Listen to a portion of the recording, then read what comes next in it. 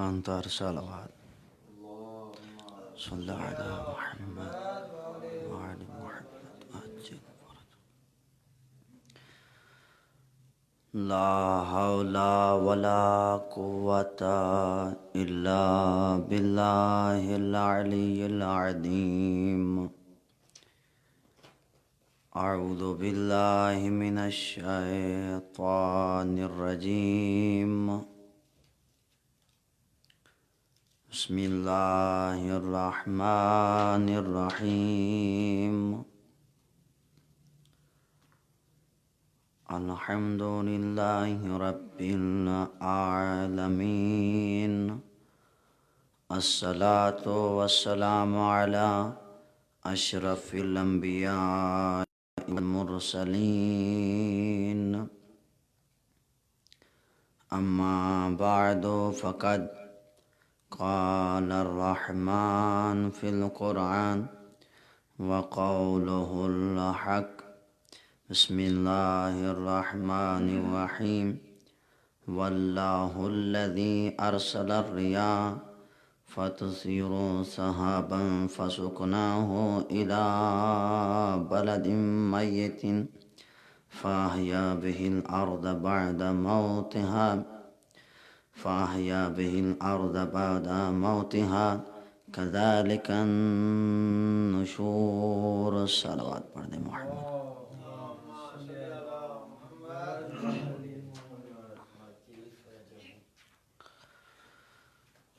میں نے آپ کے سامنے سورہ فاطر کی ایک آیت کی تلاوت کی ہے، لیکن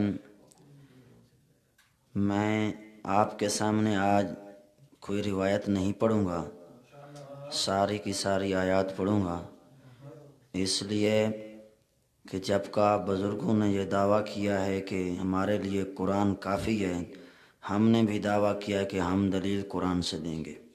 ایک صلوات پڑھ دیں آل محمد کی ذات پر. اللہم صلی علی محمد وآل محمد.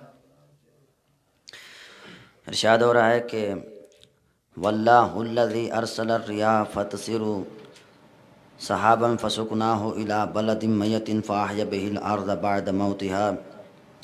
اللہ وہ ہے جو پہلے ہواؤں کو بھیجتا ہے، ہوائیں اپنے شانوں پہ بادلوں کو اٹھاتی ہیں، پھر خالق ان بادلوں کے ذریعے بارش کو برساتا ہے، پھر خالق اس بارش کے ذریعے پروردگار پھر بارش کے ذریعے مردہ زمین کو زندہ کر دیتا ہے.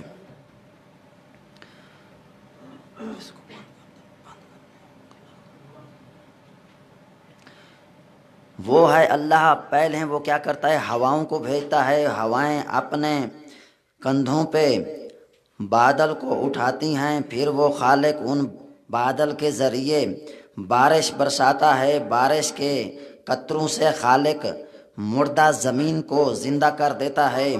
میں یہی تو کہنا چاہتا ہوں، پہلے علی کا رب سننے، علی کے خدا کے بارے میں سننے، بعد میں بھی علی پہ آ جاؤں گا، لیکن یہی تو کہنا چاہتا ہوں پہلے خدا کو تو سمجھیں. خدا ہے کیا؟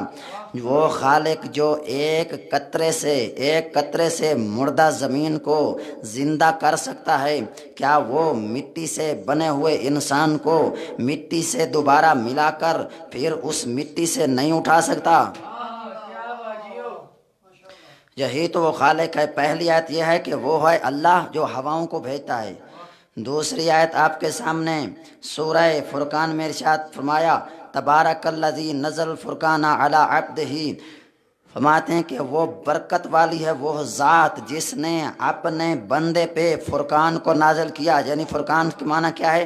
قرآن کو نازل کیا. یعنی قرآن وہ کتاب ہے جو حق اور باطل کے درمیان فیصلہ کرتی ہے. وہ برکتوں والی ہے ذات. پہلی آیت میں کیا کہ وہ ہے اللہ جو ہواؤں کو بھیجتا ہے. دوسری آیت میں کہا کہ وہ برکتوں والی ہے ذات جو اپنے بندے پہ کیا کرتی ہے؟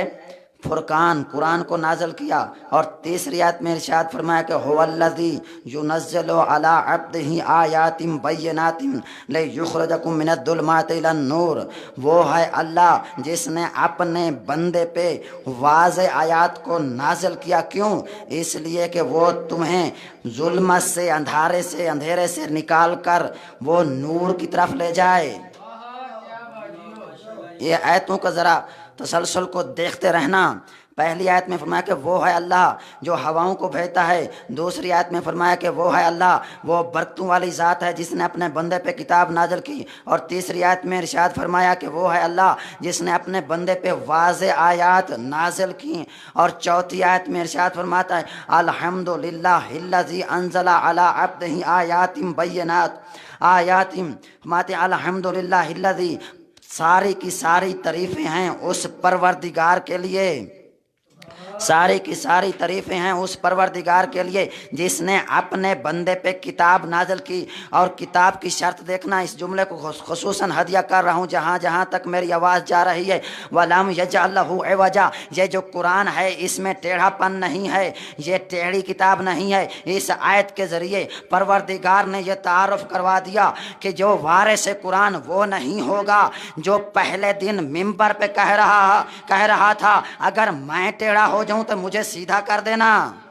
ایک صلوات پڑھ دیں آل محمد کی ذات پر۔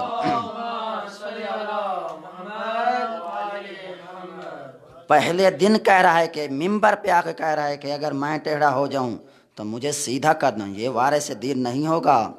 پہلی آیت وہ ہے اللہ جو ہواؤں کو بھیجتا ہے، دوسری آیت لنتر صلوات اللہم صلی علی محمد، دوسری آیت میں کیا فرمایا؟ تبارک الذی نزل الفرقان علی عبدہ، فرماتے ہیں وہ ہے دوسری آیت برکتوں والی ذات، تیسری آیت میں وہ ہے اللہ جو اپنے بندے پہ آیات واضح بھیجتا ہے، اور چوتھی آیت میں ساری کی ساری تعریفیں اس پروردگار کی جس نے اپنے بندے پہ کتاب کو نازل کیا۔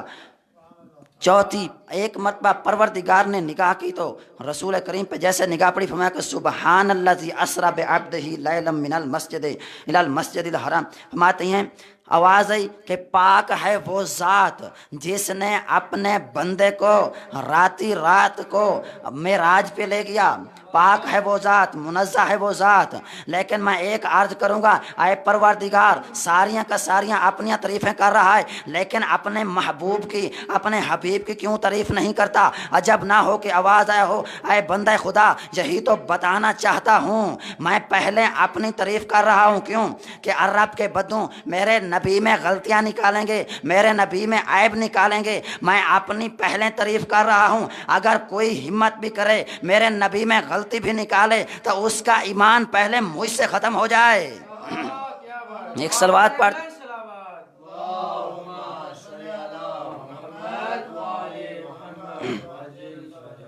پہلے اس کا ایمان مجھ سے ختم ہو جائے۔ اس لیے میں کہہ رہا ہوں کہ میں وہ اللہ ہوں، میں وہ اللہ ہوں، میں وہ اللہ ہوں، میں نے فلاں کام کیا، فلاں کیا۔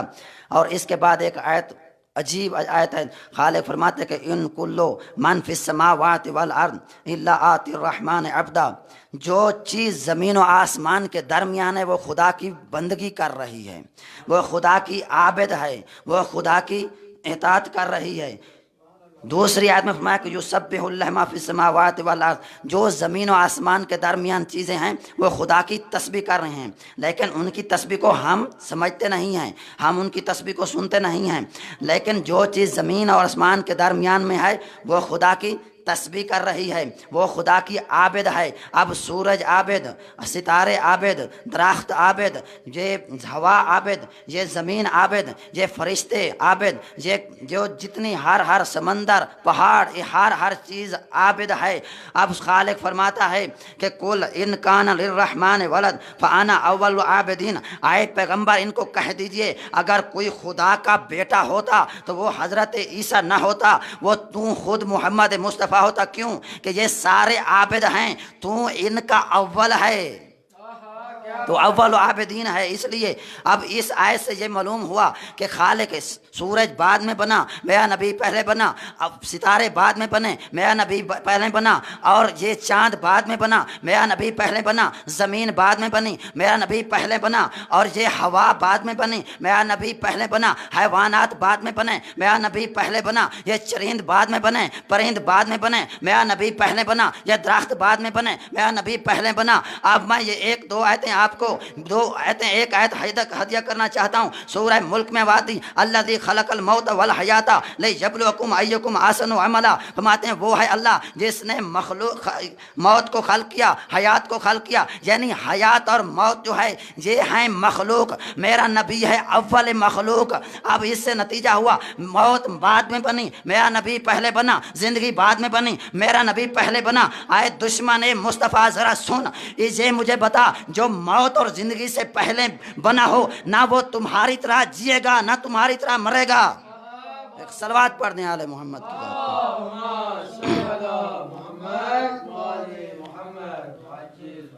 اور سورہ نساء میں عجیب آیت ہے، یا ایھا الناس قد جاءکم برہان من ربکم.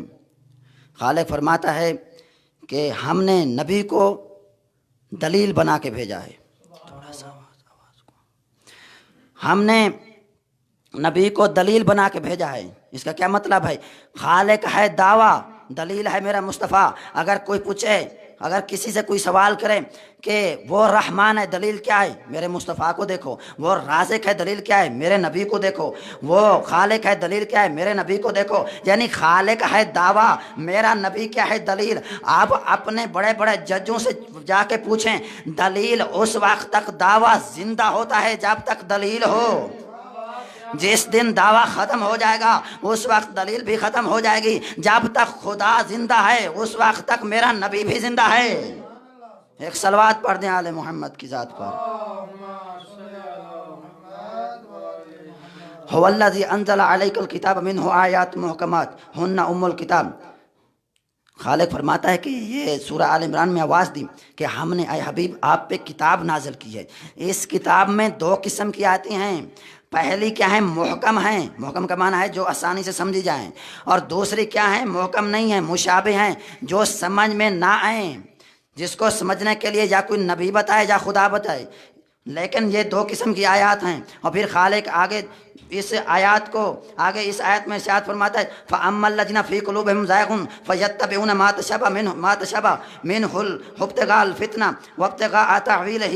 فرماتے ہیں کہ ان میں سے بعض لوگ ایسے ہیں جن کے دلوں کو زنگ لگ چکی ہے، وہ محکم کو چھوڑ دیتے ہیں اور مشابہ کو لے لیتے ہیں. کیوں؟ تاکہ معاشرے میں فتنہ برپا کریں، اور فتنہ برپا کرتے ہیں اور فساد ڈالتے ہیں. یہی تو میں کہنا چاہتا ہوں. اس آیت کی روشنی میں خالق یہ بتانا چاہتا ہے کہ ہر ایک سے قرآن کو نہ لینا، اس لیے کہ قرآن کو اس سے لینا پہلے دیکھنا کہ رحمان کا ہے یا شیطان کا ہے. یہی تو وجہ ہے جب یہ محکم ہیں تو ایک عیسائی عالم آیا امام صادق کے دور میں، وقت کے خلیفہ کے دربار میں. وہ پہنچا اور کہا، اس نے ایک جملہ کہا. کیا کہا؟ اس نے جملہ کہا کہ دربار میں داخل ہوا، کہا کہ میرے دو سوال ہیں. خالق فرماتا ہے کہ قرآن میں آپسیوں کا اور مسلمانوں کا یہ عقیدہ ہے قرآن میں اختلاف نہیں ہے. جب قرآن میں اختلاف نہیں ہے، وہ عیسائی تھا، بہت بڑا عالم تھا. اس نے کہا کہ میں ثابت کرتا ہوں کہ قرآن میں اختلاف ہے. اگر قرآن میں اختلاف ہے تو کیا اختلاف ہے؟ میں کہ سورہ آل عمران میں خالق نے فرمایا کہ اس قرآن میں کچھ محکم آیات ہیں اور کچھ کیا ہیں؟ مشابہ آیات ہیں. اور سورہ مبارکہ اس قرآن میں پھر اس نے ایک اور آیت پڑھی، اللہ نزل احسن الحدیث، فرماتے ہیں کتاباً متشابہاً. اور سورہ زمر میں ارشاد فرماتا ہے کہ یہ ساری کی ساری کتاب کیا ہے؟ مشابہ ہے. پہلی آیت میں فرمایا کہ کچھ محکم ہیں کچھ مشابہ، دوسری میں ارشاد فرمایا کہ یہ ساری کی ساری کیا ہے؟ محکم ہیں اور ساری کی ساری مشابہ ہیں. اور تیسری آیت میں فرمایا سورہ ہود میں الف لام را کتاب محکمت آیاتہ، یہ ساری کی ساری کتاب کیا ہے؟ محکم ہے. اب یہ تینوں، وہ کہتا ہے یہ اختلاف ہے. اب کوئی مسلمان بہت بہت بڑے بڑے عالم بیٹھے تھے، کسی کی ہمت نہ ہوئی جواب دینے کی، لیکن ایک بندہ وہاں مومن بھی بیٹھا تھا، اس نے ایک جملہ کہا تھا. اس نے کہا جاؤ، ایک کو میں جانتا ہوں، یہاں اس بستی میں حضرت محمد مصطفیٰ کا ایک جگر کا ٹکڑا رہتا ہے، اگر اس کو بلاؤ تو وہ اس کا جواب دے دے گا. فرمایا وہ کون ہے؟ کہا کہ امام صادق کو بلا کے لے آؤ. جیسے امام صادق آئے، اس عیسائی نے یہی 3 آیتیں پڑھی کہ یہ قرآن کیا ہے؟ محکم ہے اور مشابہ ہے. اور آیت میں فرماتا ہے خالق یہ ساری کی ساری کتاب مشابہ ہے، اور تیسری آیت میں فرماتا ہے کہ یہ ساری کی ساری محکم ہے. اس میں اختلاف ہوا یا نہ؟ امام مسکرائے، فرمایا کہ اس میں اختلاف نہیں ہوا. کیوں؟ فرمایا کہ جہاں فرما رہا ہے کہ یہ ساری کی ساری کتاب محکم ہے، یہ ساری کی ساری کتاب مشابہ ہے، یہ کافروں کے لیے یہ ساری کی ساری کتاب مشابہ ہے.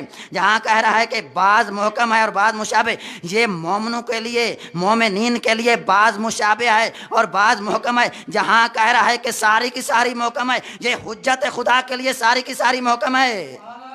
ایک صلوات پڑھ دیں آل محمد کی طرف.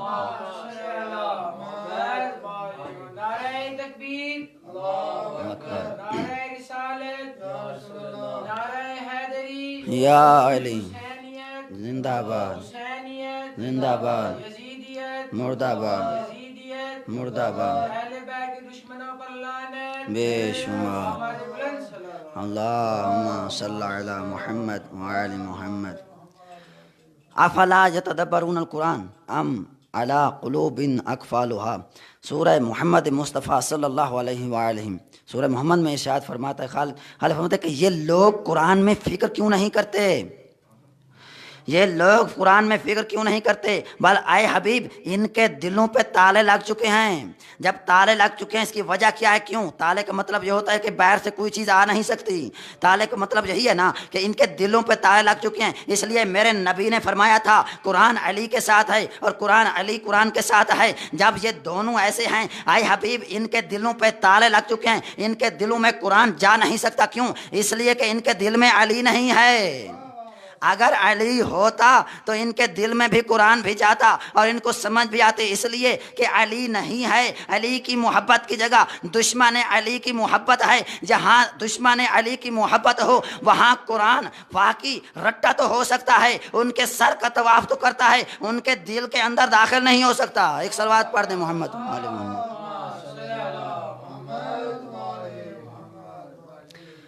خالق یہ جو آیت ہے نا، اس کے لیے میں خصوصاً کہوں گا جہاں جہاں تک آواز جا رہی ہے اس آیت کو خصوصاً ذہن میں رکھنا. خالق من عند غافن کثیرہ. یہ قرآن لوگ اس میں غور و فکر نہیں کرتے. خدا کا کلام نہ ہوتا اے حبیب تو اس میں اختلاف ضرور ہوتا، اس میں اختلاف ضرور ہوتا. اس لیے یہ ہے، یہی تو خالق نے بتا دیا جو خدا کی طرف سے ہوتا ہے اس میں اختلاف نہیں ہوتا. جس کو شورا بناتی ہے اس میں اختلاف ہوتا ہے، جس کو لوگ بناتے ہیں اس میں اختلاف ہوتا ہے. اب خالق فرماتے ہیں ہر بندہ اس قرآن کو نہیں جانتا، ہر بندے کی ہمت بھی نہیں ہے اس قرآن کو جانے، اس قرآن کو پہچانے. ہر بندے کا کام نہیں ہے. اس لیے کیوں فرماتے ہیں، اس لیے کیوں میں یہی بیان کرنا چاہتا ہوں وما یعلمون تعویلہ الا اللہ وراسخون فی العلم. اس آیت کے ترجمے سے پہلے میں ایک جملہ بیان کرنا چاہتا ہوں، وہ یہ ہے کہ ہم نے دین کہاں سے لیا؟ ہم نے اپنے باپ سے لیا. میرے باپ نے اپنے باپ سے، ان نے اپنے باپ سے، انہوں نے اپنے باپ سے، یہ سلسلہ چلتا گیا. انہوں نے لیا صحابہ کرام سے. کہاں سے؟ انہوں نے لیا رسول کے صحاب سے. جب انہوں نے لیا، یہ عورتوں نے دین کہاں سے لیا؟ انہوں نے اپنی ماں سے. انہوں نے اپنی، یہ سلسلہ چلتا جائے گا، انہوں نے لیا ازواج مطہرہ سے. اب 2 مسئلے کھڑے ہو گئے، جو اندر ہیں وہ باہر نہیں ہیں، جو باہر ہیں وہ اندر نہیں ہیں. اب جو رسول کریم باہر خطبہ دے رہے ہیں تو خواتین کو پتہ نہیں ہے، ازواج کو پتہ نہیں ہے رسول نے کیا کہا ہے. اور جو اندر ہیں باہر بیٹھی ہیں اور وہ رسول کریم گھر میں اپنی ازواج کے سامنے کوئی چیز بیان کر رہے ہیں تو باہر والوں کو پتہ نہیں ہے. ہمارا جرم شیعوں کا فقط یہی ہے، ہم نے اس دروازے کو لے لیا ہے، اس کو پکڑ لیا ہے جو رسول کے اندر بھی جاتا تھا باہر بھی آتا تھا. ایک صلوات پڑھ دیں آل محمد.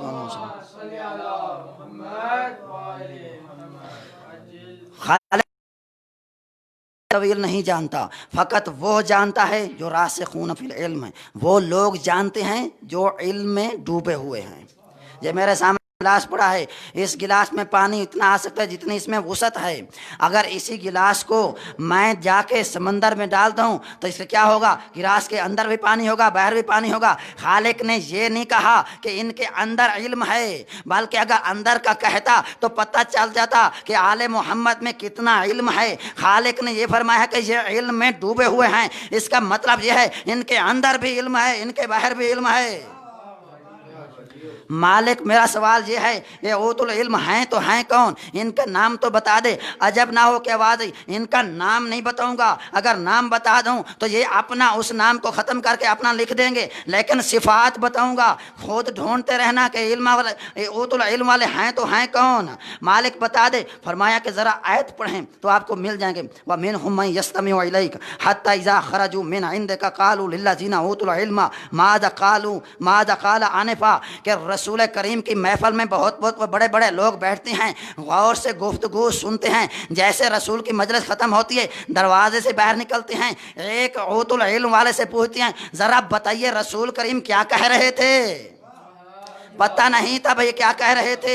یہ ہے مالک، پھر بھی سمجھ نہیں آ رہی مومنین کو یہ اوت العلم والا ہے تو ہے کون۔ پھر خالق نے سورہ عنکبوت میں ارشاد فرمایا بل ہوا آیاتم بیناتم فی صدور الذین اوتوا العلم، وہ اوت العلم ہے جن کے سینے میں ہم نے مکمل قرآن کو رکھ دیا ہے۔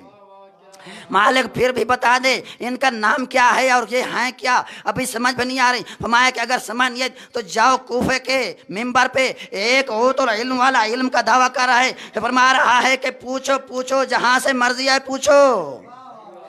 جیسے مولا علی نے کہا کہ جو پوچھو میں بتانے کے لیے تیار ہوں۔ ایک بندہ کھڑا ہوا کہا کہ یا علی آپ کیوں بتانا چاہتے ہیں؟ میں اس لیے مسکرائے، فرمایا کہ اس لیے کہ اس دل کے اندر پورا قرآن ہے اور کسی کے دل کے اندر قرآن نہیں ہے۔ یہاں قرآن ہے، کسی اور کے پاس قرآن نہیں ہے۔ اور دوسرا ایک بندہ کھڑا ہو گیا، اس لیے کہ دوسرے خلیفہ نے پوچھا تھا یا علی آپ ذرا سوچ لیا کریں، جو سوال پوچھتے ہیں فوراً بتا دیتے ہیں کبھی توہین نہ ہو جائے۔ جیسے مولا کو یہ کہا، بہت بڑا خیر خواہ تھا مولا کا، اور اس نے یہ جملہ کہا تو مولا علی کو جلا لایا، کہا ذرا بتائیں آپ کے ہاتھ کی انگلی کتنی ہیں؟ فرمایا کہ 5 ہیں۔ یہ کوئی بتانے والی بات ہے؟ یہ سامنے تو ہر وقت رہتی ہیں۔ فرمایا کہ یہی وجہ ہے کہ پوری کائنات جیسے آپ کے ہاتھوں کے سامنے ہے، پوری اپنی انگلی سامنے ہے، اسی طرح علی کے سامنے پوری کائنات سامنے ہے۔ جو چیز آپ پوچھیں گے مجھے غور فکر کرنے کی کوئی ضرورت نہیں ہے، اس لیے کہ میں امام ہوں۔ اور آخری آیت آپ کو ہدیہ کر کے 2 جملے آپ کو مصائب کے سنانا چاہتا ہوں۔ ایک صلوات پڑھ دیں آل محمد کی ذات۔ اللہم صلی علی محمد وآل نعرہ تکبیر، اللہ اکبر، نعرہ رسالت، یا رسول اللہ، نعرہ حیدری، حسینیت زندہ باد، یزیدیت مردہ باد، اہل بیت کے دشمنوں پر لعنت بے شمار، آواز بلند سلام اللہم صلی علی محمد وآل۔ سورہ اعراف میں خالق فرماتا ہے کہ وَيُحِلُّ لَهُمْ طَيِّبَاتٍ وَيُحِلُّ لَهُمُ الطَّيِّبَاتِ وَيُحَرِّمُ عَلَيْهِمُ الْخَبَائِثَ۔ یہ اس آیت کو خصوصاً غور سے سننا کہ خالق فرماتا ہے کہ میرے نبی کا کام کیا ہے؟ خبیثوں کو بتانا اور پاک کو بتانا۔ یہ پاک لوگ ہیں، یہ خبیث ہیں۔ پاک چیزوں کو بتانا میرے نبی کا کام ہے اور خبیث چیزوں کو بتانا میرے نبی کا کام ہے۔ اب میرے نبی نے بتایا کہ سمندر میں جو مچھلیاں رہتی ہیں ان میں سے پاک کون ہے اور خبیث کون ہے، اور یہ بتایا کہ حیوانوں میں سے حیوان پاک کون ہے اور خبیث کون ہے، اور پرندوں میں یہ بتایا کہ یہ پرندوں میں سے کون سے پاک ہیں کون سے خبیث ہیں۔ لیکن ایک جملہ میں کہنا چاہتا ہوں، میرا نبی سمندر میں مچھلیوں کے ساتھ زندگی بسر نہیں کی ہے، لیکن جانتا ہے کہ مچھلی سمندر میں کون سی مچھلی پاک ہے کون سی خبیث ہے۔ پرواز نہیں کی ہے پرندوں کے ساتھ، لیکن اتنا جانتا ہے نبی کریم کہ کون سا پاک ہے اور کون سا خبیث ہے، لیکن حیوانوں کے ساتھ رہے نہیں ہے، لیکن علم ہے کہ حیوانوں میں سے کون سا پاک ہے اور کون سا خبیث ہے۔ جو اتنا جانتا ہو، سمندروں کی تہہ میں مچھلیوں کے بارے میں جانتا ہو، وہ اپنی محفل میں بیٹھنے والوں کے بارے میں نہیں جانتا کون سا پاک ہے کون سا خبیث ہے۔ یہی تو وجہ ہے تاریخ واؤں نے لکھا ایک دن ایک خبیث کو اٹھا دیا اور ایک دن خدا نے لوگوں نے دیکھا کو ایک پاک کو اپنے ہاتھوں میں بلند کر کے کہا کہ من کنت مولا فہذا علی مولا۔ ایک صلوات پڑھ دیں آل محمد کی ذات پر۔ اللہم صلی علی محمد وآل محمد، نعرہ تکبیر، اللہ اکبر۔ नारे रिसालत नारे हैदरी बावाज़ बुलंद सलावत। रावी कहता है कि जब एक रावी कहता है कि मैं मदीने में आया, मैंने देखा कि पहले भी आता था तिजारत के लिए, मदीने के लोग बड़े खुशियाँ मनाते थे, लेकिन मैं आया तो लोग जो है ना आहिस्ता आहिस्ता रो रहे हैं। मैंने पूछा आज क्या वजह है कि क्यों कोई खुश नहीं है? मैं कि इसलिए कि रसूल का बेटा जो है मदीने को छोड़ रहा है। मेरे दिल में हसरत हुई कि मैं जाऊं रसूल के बेटे को देखूं, रसूल के बेटे की हालत क्या है। वो फरमाते मैंने देखा कि रसूल करीम का बेटा वो जा रहे हैं ज़ियारत करने के लिए रसूल करीम की सल्लल्लाहु अलैका या अबा अब्दिल्लाह। रावी कहता है मैंने देखा इमाम हुसैन नाना की मज़ार पे जा रहे हैं, लेकिन कहता है मैंने देखा इत्मीनान के साथ जा रहे हैं, आराम आराम से कदम रख रहे हैं।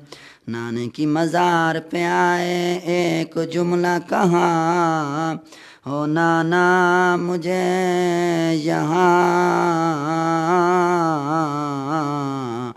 कब्र में जगह दे दीजिए, ओ तेरी उम्मत ने मुझे बहुत सताया है। ख्वाब में देखा नाने ने कहा बेटा आपने इराक जाना है। ओ भाई की मज़ार पे आए, एक जुमला हुसैन ने कहा भाई खुश नसीब है, ओ भैया आपको वतन पे कब्र तो मिल गई है। ओ भाई हुसैन का आखिरी सलाम। रावी कहता है जब माँ की कब्र पे आए, हुसैन इस तरह दौड़े और जैसे छोटा बच्चा माँ की तरफ दौड़ता है। दौड़ते हुए आए, माँ की कब्र को सीने से लगाया, एक जुमला कहा माँ ओ मेरा सलाम कबूल कर दीजिए। कब्र से आवाज़ आई, ओ मेरा प्यासा बेटा मेरा भी आप पे सलाम हो। माँ मैं इराक जा रहा हूँ, ओ माँ ओ इजाज़त लेने आया हूँ, ओ तेरिया बेटियों के साथ लेके जा रहा हूँ।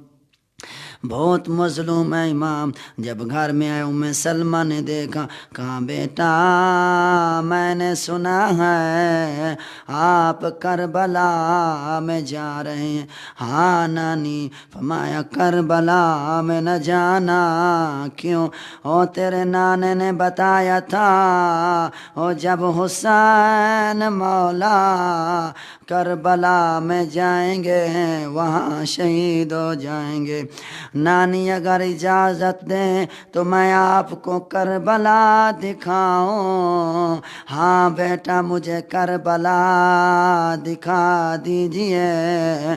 और नानी के सामने हाथों को बुलंद किया, कहा नानी ज़रा देखें। जैसे देखा करबला का मंजर था, ओह देखा। नानी क्या देखा? फरमाया बेटा मैंने देखा है एक जवान है, और जिसके जिगार में ओ बरछी टूटी हुई है। एक ज़ईफ़ बाप है जो उसकी लाश उठा रहा है। नानी नहीं पहचाना ये मेरा अली अकबर है, ओ मैं हुसैन इसकी लाश उठा रहा हूँ। फरमाया और क्या देखा? एक जवान है जिसके बाजू कट गए, ओ आँख में तीर लगा हुआ है और सर में गुर्ज लगा हुआ है, ये कौन है? फरमाया नानी पहचानो ये मेरा अब्बास है, ये मेरा अब्बास है। क्या देखा? नानी ने कहा मैंने देखा है एक ज़ईफ़ है, उसको लाखों हजारों मारने वाले हैं। कोई पत्थर मार रहा है, कोई नेज़े मार रहा है। एक जालिम है जो उसके सीने पे सवार है और खंजर के साथ उसकी गर्दन को काट रहा है, ये कौन है? नानी पहचानो ये तेरा हुसैन है और जिसके छुड़ाने वाला कोई नहीं है। नानी क्या देखा? मैंने देखा है खैमों को आग लगी हुई है, एक बीबी है और एक जालिम नेज़े के साथ उसकी चादर को छीन रहा है, ये कौन है? और नानी नहीं पहचाना, ये मेरी बहन ज़ैनब है। जालिम उसकी चादर को लूट रहा है। रावी कहता है मैंने देखा इमाम हुसैन ने हुक्म दिया, बैर का नाते लगाई गई। अब्बास को हुक्म दिया ऐलान करा दिया जाए, कोई बैर ना आए। सारा ऐलान हो गया। इमाम हुसैन कुर्सी पे बैठे थे, जो भी आती थी उसका वारिस उसको सवार कराता था। रावी कहता है मैंने देखा है एक बीबी ऐसी आई है, इमाम हुसैन ने हुक्म दिया अब्बास जाओ और बहन को सहारा दो, अली अकबर जाओ फूफी को सहारा दो, अली कासिम जाओ। इमाम हुसैन ने बाजू पकड़ा, अब्बास ने जानू टेका, अली अकबर ने सहारा दिया, अली कासिम ने नलैन उठाए। ये ज़ैनब थी, ये सवार मदीने में हो रही थी। अगर बर्दाश्त कर लेना तो एक जुमला मेरा आखिरी यही है, यही ज़ैनब थी। ज़रा आ देखिए 11 मुहर्रम का दिन था और ज़ैनब नाज़रत व यमीनन व शिमाल, कभी दाएं देखती है कभी बाएं देखती है। अली अकबर कहाँ हो, अली कासिम कहाँ हो, अब्बास कहाँ हो? आ देखिए मुझे कितनी इज्जत के साथ मदीने सवार कराया था, मामलों पे मिठाया था। अब देखिए न मामला ऊँट है, कोई भाई नहीं है, हाथों में रस्सियाँ हैं, मुझे सवार कराने वाला कोई नहीं है। इन्ना लिल्लाहि व इन्ना इलैहि राजिऊन।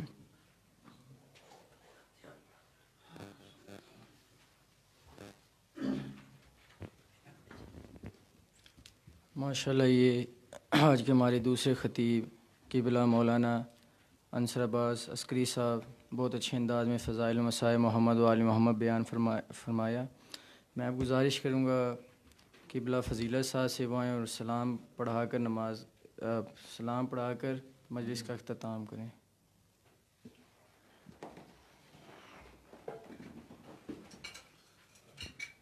अल्लाहुम्मा सल्लि अला मुहम्मद व आले मुहम्मद। अस्सलामु अलैका या नबी अल्लाह, अस्सलामु अलैका या रसूल अल्लाह, अस्सलामु अलैका या हबीब अल्लाह, अस्सलामु अलैका या हुज्जत अल्लाह, अस्सलामु अलैका या बैसल हुदा, अस्सलामु अलैका या अबा अब्दिल्लाह, अस्सलामु अलैका या इब्न रसूलिल्लाह, अस्सलामु अलैका या इब्न अमीरुल मोमिनीन व इब्न सय्यदुल वसीयीन, अस्सलामु अलैका या इब्न फातिमा ज़हरा सय्यदतिन निसाइल आलमीन। अस्सलामु अलैकुम व रहमतुल्लाहि व बरकातुहू। अस्सलामु अलैका या मौला या गरीबल गुरबा, अस्सलामु अलैका या मुईन ज़ुअफ़ा वल फ़ुक़रा, अस्सलामु अलैका या अनीसन नफ़ूस, السلام علیکم یا علی ابن موسی الرضا، السلام علیکم یا بنت ولی اللہ، السلام علیکم یا اخت ولی اللہ، السلام علیکم یا بنت فاطمۃ الزہرا و خدیجۃ الکبریٰ، السلام علیکم یا فاطمۃ الزہرا، السلام علیکم یا بنت ولی اللہ، السلام علیکم یا اخت ولی اللہ، السلام علیکم یا عمۃ ولی اللہ، السلام علیکم یا فاطمۃ المعصومہ اشفعی لنا فی الجنہ، السلام علیکم ورحمۃ اللہ وبرکاتہ۔ السلام علیکم یا مولانا صاحب العصر والزمان، السلام علیکم یا خلیفۃ الرحمن، السلام علیکم یا امام الانس والجان، عجل اللہ فرجک وصال اللہ مخرجک وظہورک ورحمۃ اللہ وبرکاتہ۔ اعلان کریں کہ ہر روز 2:30 بجے پاکستان کے مطابق، ایران کے ٹائم کے مطابق 2 بجے اور عمان کے ٹائم کے مطابق 1:30 بجے ضروری اعلان سماعت فرمائیں کہ ہر روز ایران کے ٹائم کے مطابق دوپہر 2 بجے، پاکستان ٹائم کے مطابق دوپہر 2:30 بجے، عمان مسقط کے ٹائم کے مطابق 1:30 بجے لائیو اشرا شروع ہو جاتا ہے۔ برائے مہربانی ہر مومن اس کو لائیو دیکھا کریں اور شیئر بھی کیا کریں، لائک بھی کیا کریں۔ التماس دعا، شکریہ۔